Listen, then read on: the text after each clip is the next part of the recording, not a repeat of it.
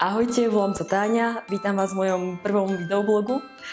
Tým, že je leto, tak som si pre vás pripravila dva recepty na domácu zmrzlinu.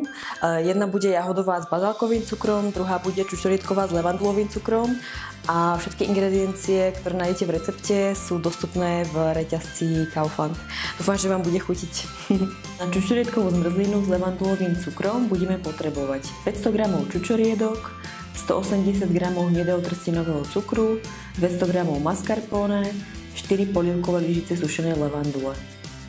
Na jahodovú zmrzlinu s bazálkovým cukrom budeme potrebovať 500 g jahôd, 180 g hnedého trstinového cukru, 200 g mascarpone a hrst bazálkových lístkov.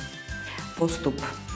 Ovocie mascarpone 150 g cukru a 2 polievkové lyžice sušenej levandule alebo bazálkových lístkov rozmixujeme na hladko.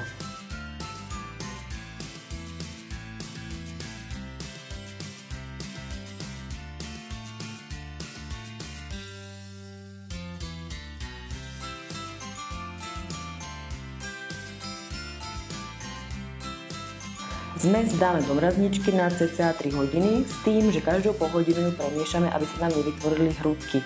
Cukor rozmixujeme s levandulou, prípadne bazálkou, okraje pohára namočíme do vody a vložíme do cukrovej zmesi.